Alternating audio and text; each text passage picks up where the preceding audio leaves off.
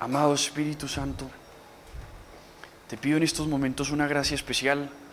Ya ahorita con la tarde empieza a atacarnos un poquito el cansancio, empieza a atacarnos un poquito ya el desgaste de todo el trabajo espiritual que estamos haciendo por el proceso en el que vamos, la sanación, el ejercicio espiritual en el que hacemos, a veces nos agota un poquito.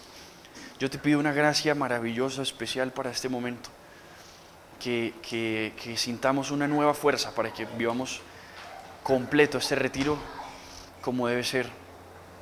Yo te pido que instales fuerzas nuevas en nosotros por un auxilio tuyo, para que con mayor amor, con mayor motivación, recibamos todo esto que tú estás dispuesto a regalarnos como un regalo y que verdaderamente nos transforme, que así como lo estamos recibiendo para darlo a muchas almas por el celo tan ardiente que tenemos en nuestros corazones, que primero lo recibamos para nosotros y nos sane. Así como el Evangelio primero tocó el corazón de San Francisco de Asís,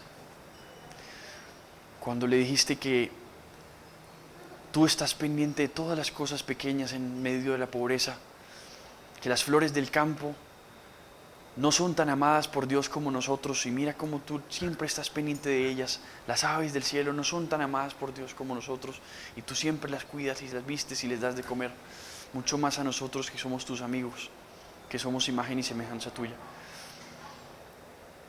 Así como le hablaste primero a él al corazón con ese evangelio y luego él se enamoró para darlo hacia afuera, enamóranos primero a nosotros, y que estando tan llenos seamos capaces luego de darlo hacia afuera. Te pedimos esa gracia y te pedimos que en estas charlas nos des orden, nos des palabras, que no sea yo quien hable, sino que seas tú quien nos enseñe la misión, la razón por la que creaste todas estas cosas y por la razón por la que nos creaste a nosotros. Gloria al Padre y al Hijo y al Espíritu Santo. En el nombre del Padre y del Hijo y del Espíritu Santo. Amén. Muy bien. Hay una cosa muy bonita que a mí me gusta mucho hacer. Como Fulton Sheen es como un patrono para mí, aunque apenas es venerable, a mí me dijeron que es bueno rezarle a los que son venerables porque para ellos es mejor negocio hacer milagros, ¿cierto?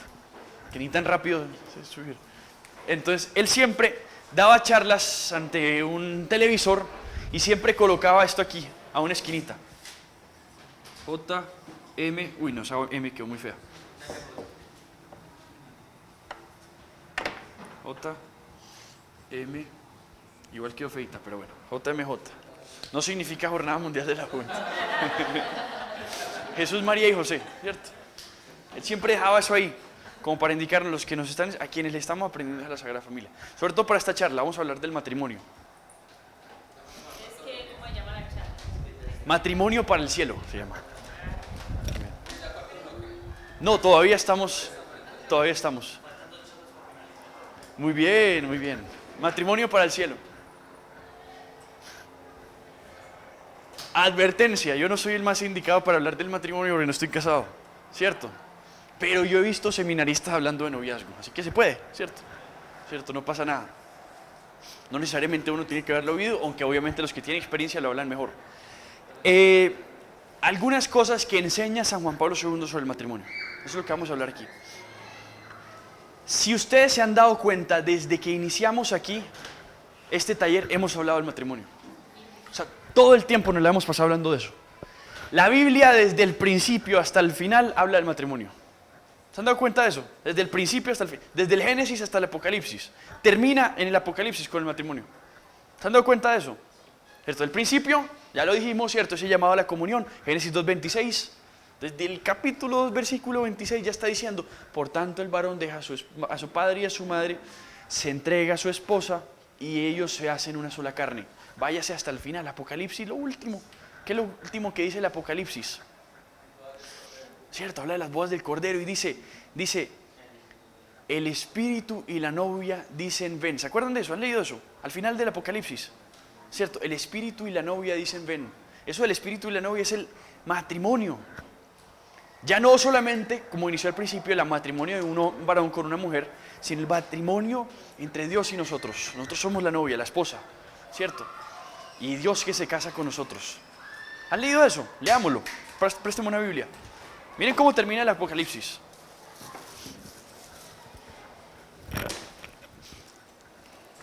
Es que los vi haciéndome caras, entonces los voy a poner a leer. Apocalipsis 21. Perdón, 22. Pero es que el 21 tiene una parte bonita que se les iba a contar después, pero vamos a iniciar con eso también. 21:9. 21:9, ¿cierto? Juan el evangelista, ¿cierto? San Juan, ¿cierto? Que se le aparece un ángel y miren lo que le dice el ángel. Vino uno de los 7 ángeles que tenía las 7 copas llenas de las 7 plagas finales y habló conmigo y le dice, ven, te mostraré a la novia, la esposa del Cordero, ¿cierto? Lo voy a dejar hasta aquí ahora, ese pedazo, porque más adelante vamos a hablar de eso. Pero miren cómo está hablando de la esposa, ¿cierto? Te voy a mostrar la esposa. ¿Quién es esa esposa? Ustedes.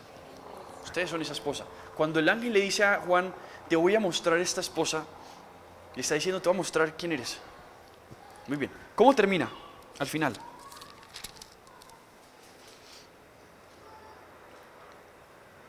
A ver, ¿dónde está?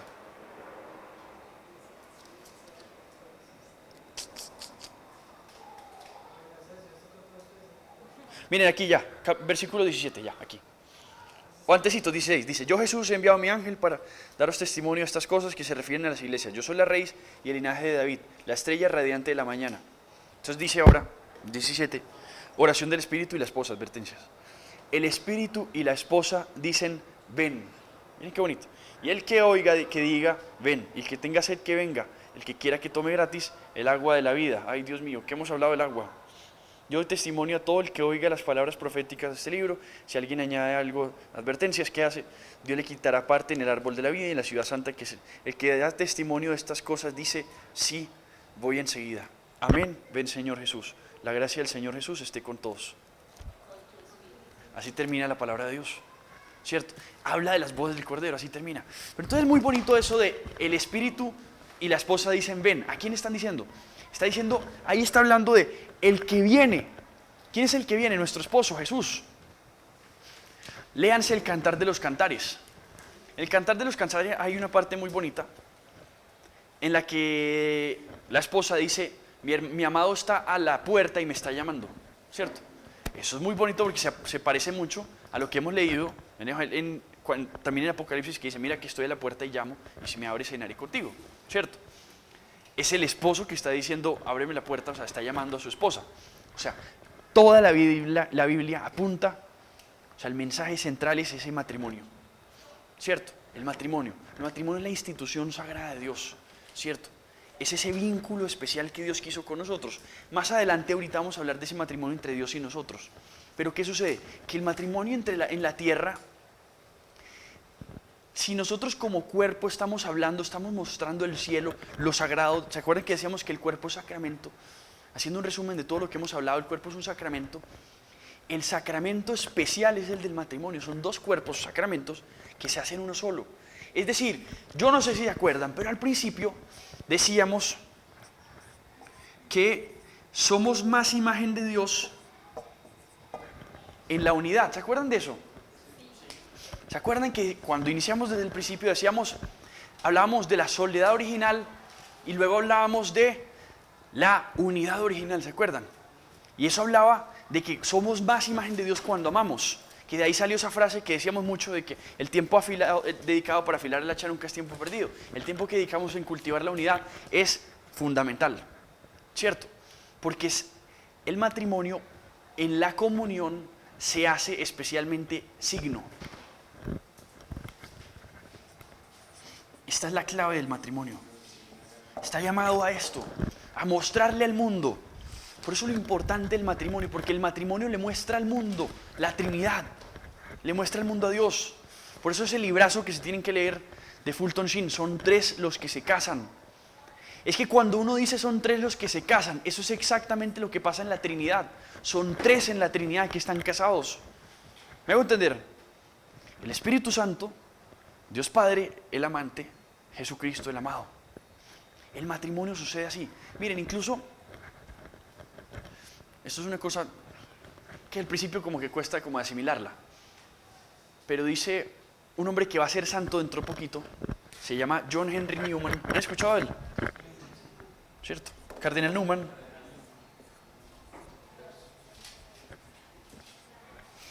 dentro de poquito se va a llamar San John Henry Newman, lo van a canonizar dentro de poquito.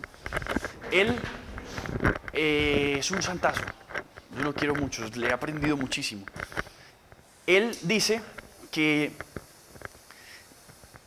de Belén, o sea, en el momento de Belén y en la natividad, el amor entre Jesús y María era un amor de madre e hijo, ¿cierto? Pero a medida que va creciendo, hasta que llega a la cruz, en la cruz cambia ese amor y no solamente es un amor de madre e hijo, sino que ese amor se convierte en un amor de esposo y esposa. Eso es súper impactante, uno como así, esto sonó sacrílego, espérate, ¿cierto? Pero resulta que María Santísima es la creación como Dios quiso que fuera. O sea, ella es el espejo de la iglesia, lo que Dios quiso que fuéramos tú y yo. Entonces en la cruz, que es, ¿se acuerdan? El hombre deja a su padre y a su madre y se entrega a su esposa. María es esa esposa que lo está recibiendo, es la iglesia. Ahí representa la iglesia de pie que se está casando con Jesús. María vestida con el vestido de bodas, ¿cierto? El vestido blanco, ¿cierto? El matrimonio. Y Jesús en la muerte. Por eso el hombre, ¿se acuerdan lo que decíamos? El hombre cuando se casaba de negro y la mujer cuando se casaba de blanco, vestida, ¿cierto? Ahí representa no solamente ella diciéndole, mi hijo. Por eso es que, yo no sé si han visto este detalle, pero en la película de Mel Gibson, la Virgen dice estas palabras: carne de mi carne, hueso de mis huesos, sangre de mi sangre. ¿Se acuerdan de ese detalle? Eso es muy bonito, porque hablas no solamente de la maternidad, o sea, María le dio la parte física, por así decirlo, a Jesús, sino también de eso que está en el Génesis. ¿Se acuerdan? Esta sí es carne de mi carne y hueso de mis huesos. ¿Se acuerdan? Entonces miren qué interesante, porque al mismo tiempo ya María representa, es a la esposa de Cristo en la crucifixión. Ahí es el matrimonio, ahí sucede ese matrimonio. Por eso es importante entender eso, aunque ahorita vamos a hablar del matrimonio entre Dios y la iglesia, pero es bueno entenderlo porque a la luz de eso entendemos el significado del matrimonio entre nosotros. ¿Cierto? El significado del varón y la mujer cuando se casan. Es que uno entendiendo eso, el modelo perfecto, la nueva Eva y el nuevo Adán, la masculinidad perfecta y la feminidad perfecta, uno entiende cómo debe ser un matrimonio. Bien, hasta ahí. Entonces, ¿qué sucede? Que aquí hay una cosa sobre el cuerpo y sobre la comunión. Vamos a colocar aquí cuerpo. San Juan Pablo II. ¿Qué pasó? ¿Se enredó? Así. San Juan Pablo II utiliza mucho una palabra, una frase, muchísimo, que se llama el significado nupcial o esponsal del cuerpo. Lo utiliza muchísimo, el significado esponsal del cuerpo, el significado esponsal del cuerpo, o el significado nupcial. Eso es supremamente importante, porque el cuerpo, cuando uno se mira a uno mismo, el cuerpo que uno tiene, encuentra en él ese llamado a la comunión, ese llamado al matrimonio. Es decir, Dios creó en nuestra naturaleza, en todos nosotros, la vocación a casarnos. Eso es impresionante. Todos estamos llamados a casarnos, al matrimonio. La vocación al celibato por el reino de los cielos, la voy a explicar ahorita, nace precisamente de esa vocación, pero encuentra un llamado sobrenatural, un llamado del cielo, que lo vamos a explicar ahorita. Pero en sentido natural, todos estamos llamados a casarnos. Una persona que está haciendo, por ejemplo, discernimiento, puede llegar a decir, es que yo siento en mí un deseo de casarme, ¿cierto? Por ejemplo, eso es normal porque todos tienen deseo de casarse. Todos. O sea, toda persona le es natural casarse, ¿cierto? Cuando uno, por ejemplo, en un discernimiento, por ejemplo, vocacional religioso, no estamos hablando de eso, pero pasa, las personas muchas veces dicen, bueno, pero es que yo tengo, por ejemplo, en mi deseo como de casarme, eso puede ser apuntar para un lado o para el otro. Claramente muchas veces los deseos Dios los infunde y cuando es algo mucho más sobrenatural, uno lo puede discernir. Pero naturalmente todos tienen el deseo, ¿cierto? Yo creo que con todos los religiosos que he hablado en mi vida, todos me dicen, en algún momento pensaban casarse, ¿cierto? Incluso lo deseaban, ¿cierto?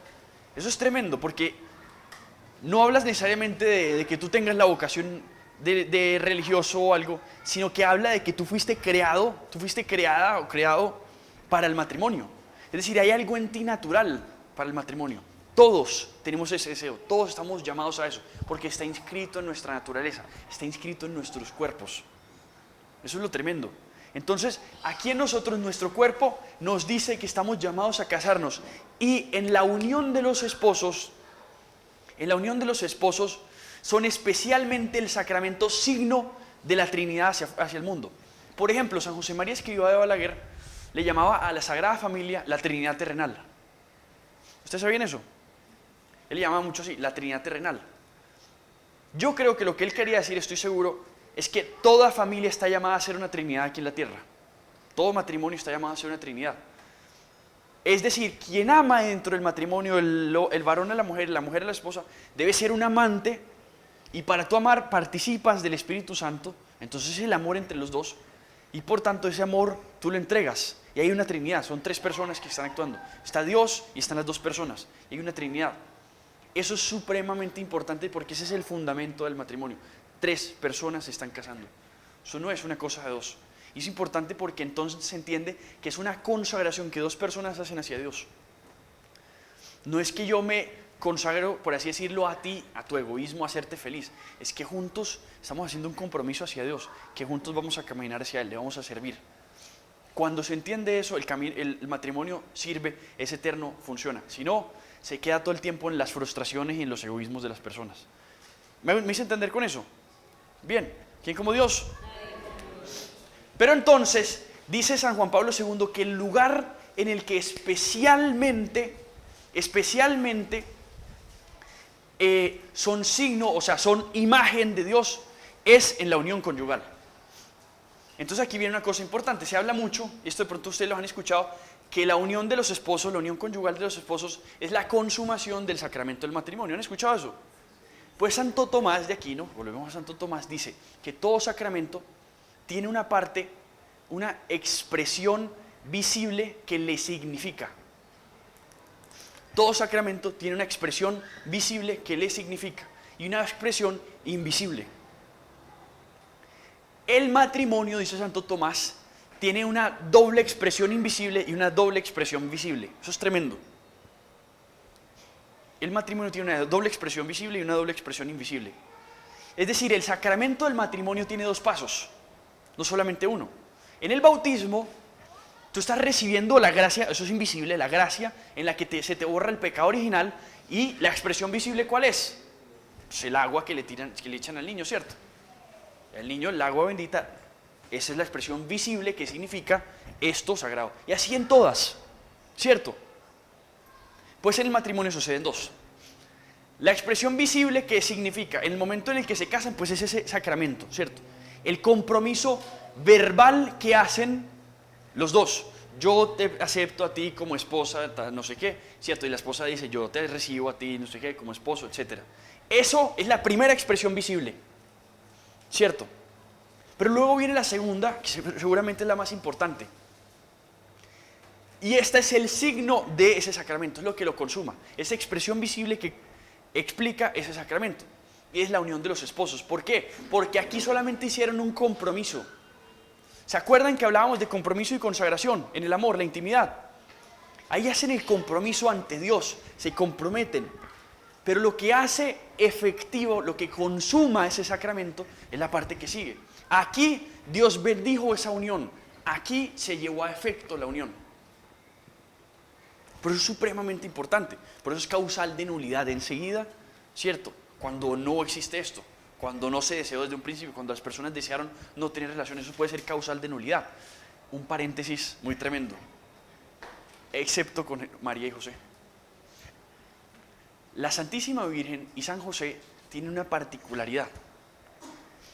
Y es que el matrimonio de ellos al mismo tiempo representa el matrimonio de celibato para el reino de los cielos, o sea, la vocación de celibato para el reino de los cielos, y la vocación de matrimonio entre 2 personas que se consagran a sí mismas, que viven el matrimonio doméstico. Significa las 2. Fulton Sheen dice una cosa muy bonita. Dice que ellos 2 eran como 2 lirios que iban creciendo juntos y nunca se tocan, pero comparten un mismo aroma, un mismo perfume, ¿cierto? Es decir, hay una unidad de ellos espiritual, pero ellos nunca se tocaron.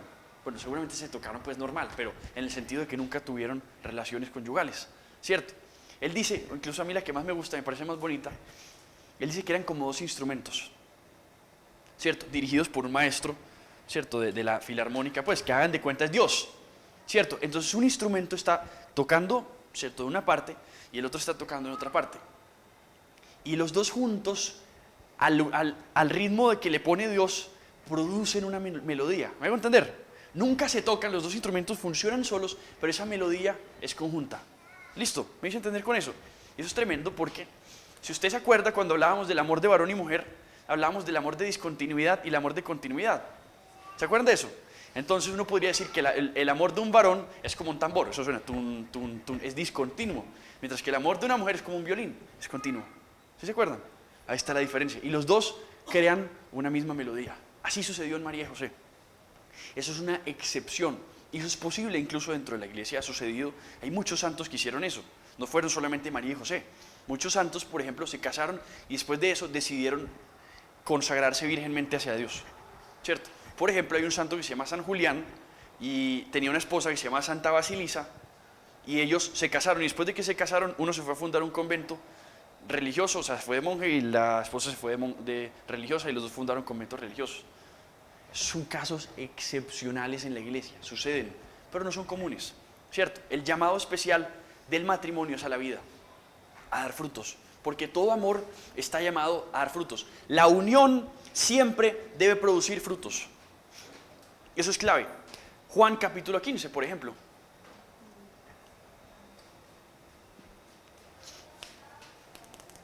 Juan capítulo 15.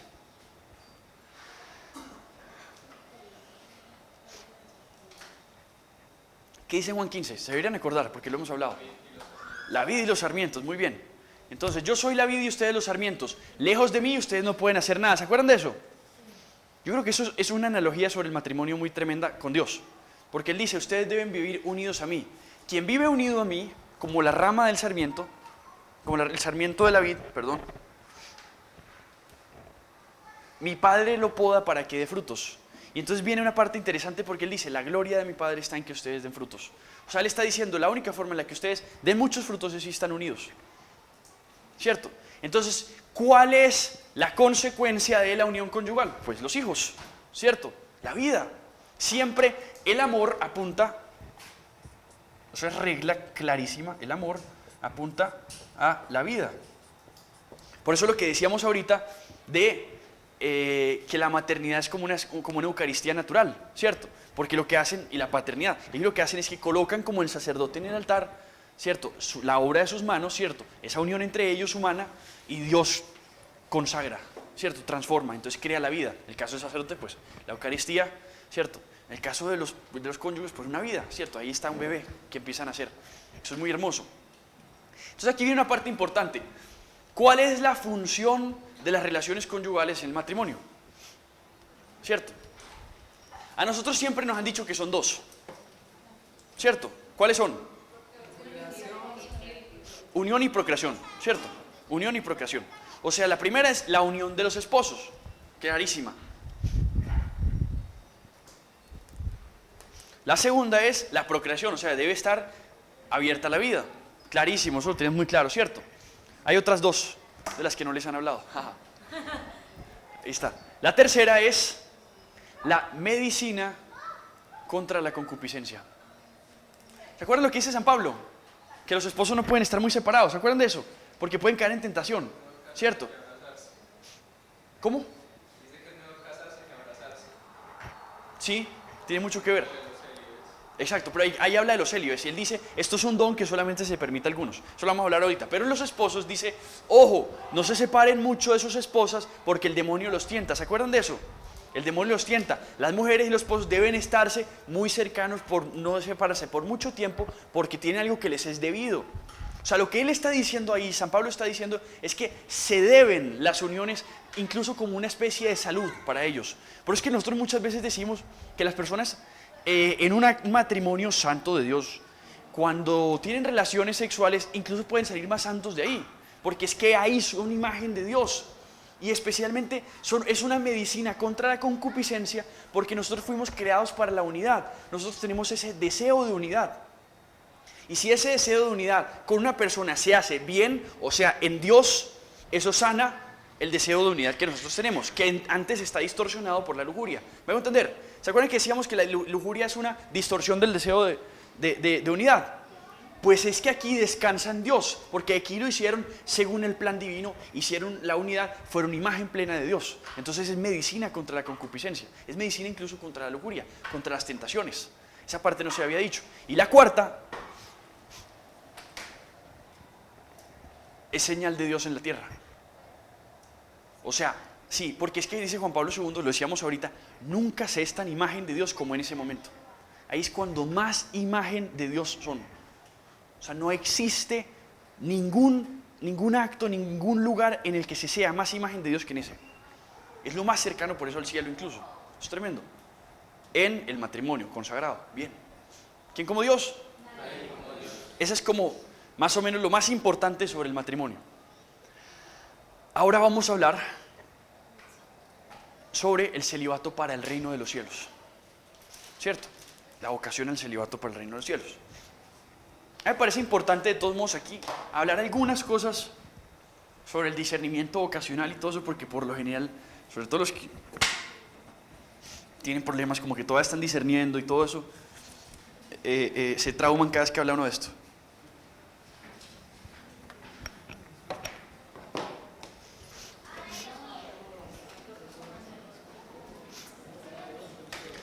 A ver, yo digo, por lo menos para empezar, antes de meterme propiamente en el tema, antes de meterme en el tema así derecho, criterios de discernimiento. Algunos criterios así como porque se me ocurren. Yo soy de los que promuevo que si usted tiene una inquietud, la que sea, y todavía no tiene clara su vocación, pruébese todos los zapatos que encuentre hasta que encuentre el que le quede. O sea, si usted no sabe si aún tiene claro su vocación, vaya y pruebe. O sea, no se quede con la duda de, ay, ¿será que sí? Nunca hice la prueba y no sé qué, eso es peligroso. A mí no me parece, yo no estoy muy de acuerdo. Si a mí una persona me dice, yo no sé si Dios me llama a ser religiosa o religioso, ya hiciste una prueba. Eso es lo primero que tú deberías hacer. La gente le tiene mucho miedo porque cree que si va a ir allá, los van a amarrar y los van a dejar y no se van a poder salir de ahí. Pero yo sí recomiendo mucho que hagan eso. Yo les recomiendo, creo que a toda persona que haga un discernimiento de esos, vocacional, que se vaya a un retirito por lo menos de un par de semanas y vaya y discierna si Dios lo llama a eso. Y con calma, porque además uno aquí en el mundo y con todos los ruidos es muy difícil discernir. Juli, está bueno recomendar que así no sienta la inquietud, pues que vaya, porque y donde sí, pues es bueno que... Yo te diría, vaya y haga la prueba. Si no siente la inquietud antes, con mayor razón, vaya y haga la prueba porque no pierde absolutamente nada. Yo soy de los que promuevo que haga la prueba, ¿cierto? Vaya, pruébese. Genial, si no pasó nada, pues bendito sea Dios. De pronto hasta tuvo una experiencia de retiro. Una cosa importantísima, ahorita vamos a hablar, ya vamos a empezar a hablar de esa vocación, pero una cosa clave de eso es que esas personas consagradas le muestran el cielo al mundo. Ellos nos muestran lo que va a ser el cielo aquí ya en la tierra. Ellos nos están mostrando lo que va a ser. Ellos tienen una vida propia del cielo. ¿Se acuerdan cuando el Señor dice es que ya en el cielo ustedes no van a estar casados? Es que no, el matrimonio pues ya estamos todos casados con Dios, ¿cierto? Entonces, en cierta forma, el contacto con las personas que tienen vida consagrada, el solo contacto ya es un despertar espiritual muy grande. O sea, yo recomiendo nada más eso.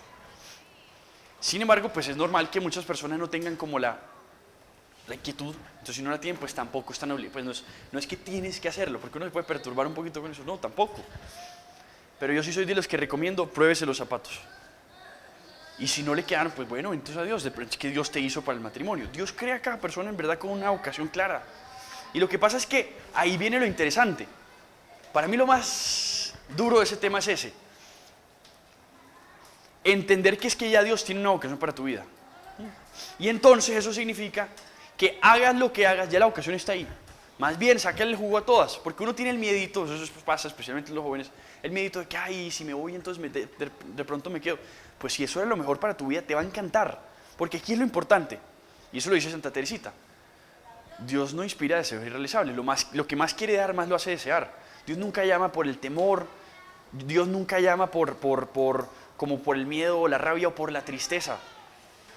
San José María Escrivá dice, el llamado al Señor para seguirlo, eso en cualquier caso, implica mucha renuncia implica muchas dificultades, dejar atrás muchas cosas, pero nunca un llamado, o sea, nunca implica tristeza.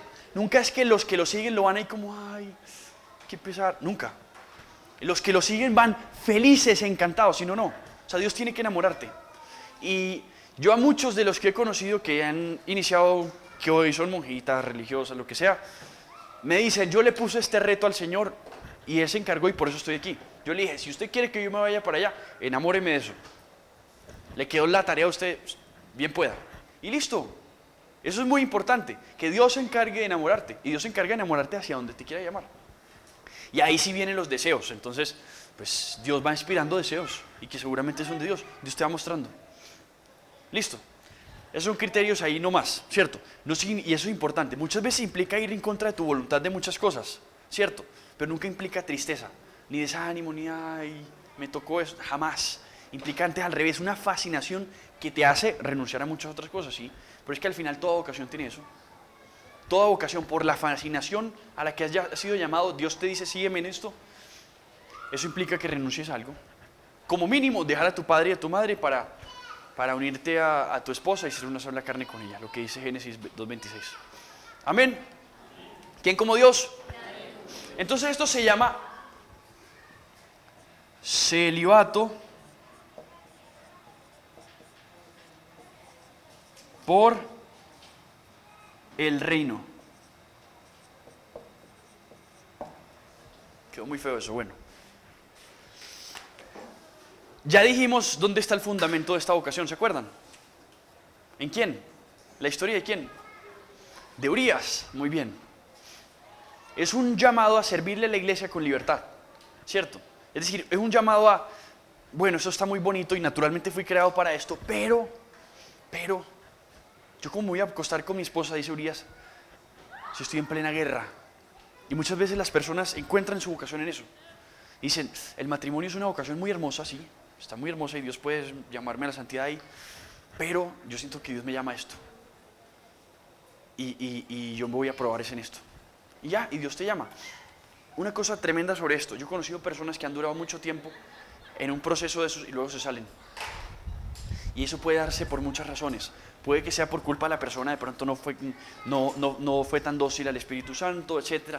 Pero puede, y hay casos, yo creo que son bastante particulares, en los que Dios quiso que una persona estuviera ahí por un tiempo nomás. Y después sacarle y después mostrarle otra vocación. Hay casos en los que eso sucede, ¿cierto? No es que sean así muchísimos, pues, pero yo he conocido casos particulares de eso. Y no todos, pues, ya que tengo votos perpetuos, no, es ya grave, pues. Que ya me hice sacerdote, eso sí es grave. Ahí sí, eso es como un divorcio, ¿cierto?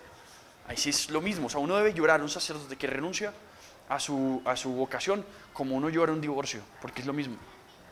Eso da dolor, uno no puede celebrarles eso, ¿cierto? Tampoco significa uno juzgarlos, matarlos, pues por eso es rezar, porque da mucho dolor. ¿Cierto? Pero eso es un divorcio, es lo mismo que un divorcio. ¿Quién como Dios? Pero ¿a dónde voy con todo esto? Que es un llamado entonces a eso. Esto muy bonito, pero definitivamente escogí esto. ¿Cierto? Escogí este llamado especial de servir completamente a la iglesia. Y es un llamado de vocación de amor en la libertad. Para mí la palabra libertad en esto es clave.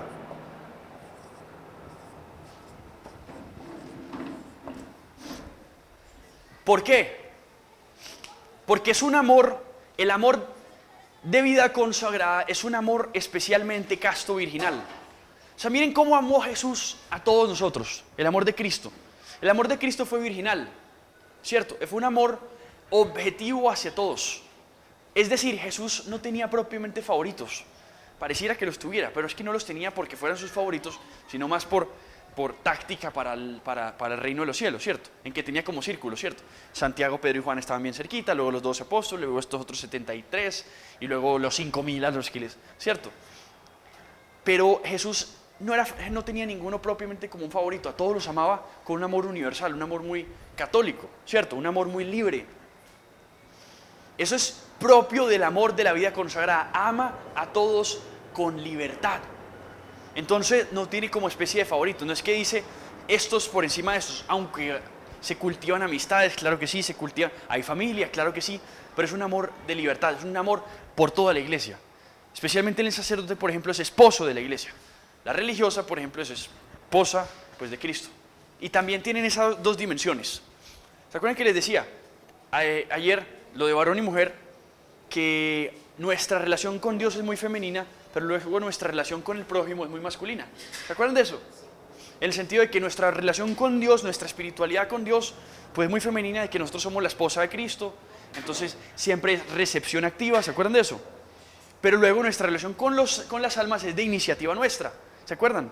Nosotros tomamos la iniciativa y ellos responden, nosotros les hablamos del amor de Dios, ¿cierto? Es como que las estamos conquistando para el esposo. ¿Me van a entender? Ese es el llamado de la vocación religiosa, están llamados a eso, a ser al mismo tiempo esposos de Cristo y esposos de la iglesia. ¿Me van a entender? Eso es súper importante. Entonces el llamado en la vida religiosa es universal, es a toda la iglesia. Pero luego también se transforma en cosas particulares, porque pues nadie va a amar a todo el mundo así nomás. Entonces está en tu diócesis, en tu comunidad, en ese servicio que tienes a tales personas, ¿cierto? Por ejemplo, una comunidad que sirve a los enfermitos, etcétera, una comunidad contemplativa, etcétera, ¿cierto? Depende ya también de porciones, pero es un amor muy libre. Incluso la libertad de este amor se expresa en todo lo que ellos hacen. Por eso es muy propio, por ejemplo, de que ellos hagan renuncias a temas como las modas, ¿cierto? A mí me parte mucho el corazón cuando, por ejemplo, los religiosos ya no utilizan sotanas ni hábitos. A mí me parte mucho el corazón porque muchas veces, especialmente en sus fundadores, los fundadores cuando diseñan esos hábitos, cuando piensan en esos hábitos, dan un mensaje. Porque recuérdense que todo lo material en nosotros habla hacia afuera. Yo me acuerdo eso fue creo que un benedictino me parece, que conocí, que era todo vestido de negro. Y él decía, mi mensaje hacia la humanidad con mi hábito es que se van a morir. Entonces él se reía de eso, porque la gente me ve y como que se asusta, ¿cierto? Y mi mensaje es que ustedes son ceniza, que ustedes son carros, ustedes son polvo y el polvo van a volver. En cierta forma tú con tu hábito estás anunciando algo. En el fondo, el principal mensaje de los hábitos es el cielo. Está diciendo, nosotros fuimos creados para un vestido distinto, nuevo. Ellos en cierta forma están emulando eso que hemos venido hablando todo este tiempo del vestido. Le está diciendo, ustedes van a tener un vestido único, no se van a tener que cambiar de ropa todos los días en el cielo. O sea, ellos ya están viviendo en cierta forma la vida celestial aquí en la tierra. Por eso es que es un matrimonio hecho en el cielo. San Juan Pablo II, cuando habla de celibato por el reino de los cielos, dice que es un matrimonio hecho en el cielo, porque es un matrimonio que ya lo coronaron ahí arriba. Es tremendo. O sea, todo eso habla. Incluso yo hablaba con un sacerdote que me decía, es que para mí es muy bacano porque yo tengo un hábito y todos son un montón de hábitos igualitos y no tengo que estar pensando en la mañana qué me tengo que poner. Qué genial, ya coronaron, ¿cierto?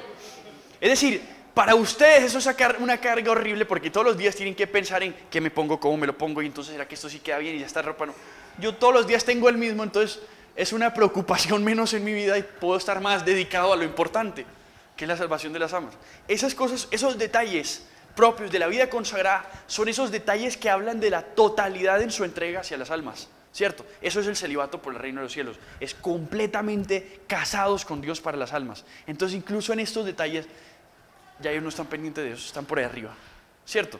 Más aún los contemplativos y pues todo esto, ¿cierto? Entonces eso, obviamente, si bien no conocen la fertilidad natural, sí conocen la fecundidad espiritual.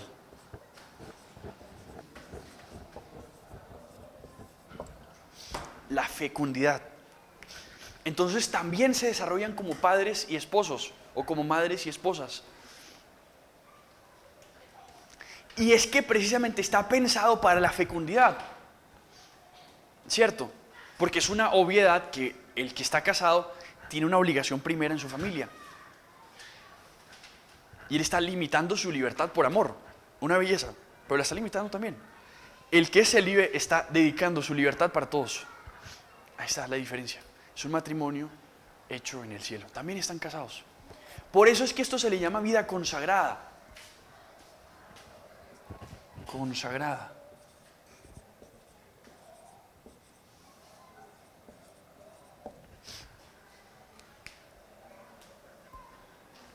¿Se acuerdan que nosotros decíamos, cuando hicimos la pirámide esa, que hay un momento en el que uno hace como un acto de consagración cuando se casa, ¿cierto? Por ejemplo, los esposos dicen, yo te acepto, te recibo, no sé qué, a ti como esposo, no sé qué. Eso es un acto de consagración, por así decirlo. Ahí se casaron. Ellos hacen eso en sus votos, ¿cierto? El sacerdote, pues, cuando recibe la ordenación sacerdotal, ¿cierto? Los religiosos también cuando hacen sus votos perpetuos, hacen una consagración, ¿cierto? Ellos se consagran. Ese es su acto de matrimonio con Dios. Eso es un matrimonio con el cielo. Y ya colocaron un clipcito allá y un hilo entre su corazón y el cielo. Ellos ya quedaron unidos al cielo. Están llamados a eso. Están anticipando la vida del cielo aquí en la tierra para ellos. Ese es el resumen de lo que significa celibato para el reino de los cielos. ¿Quién como Dios?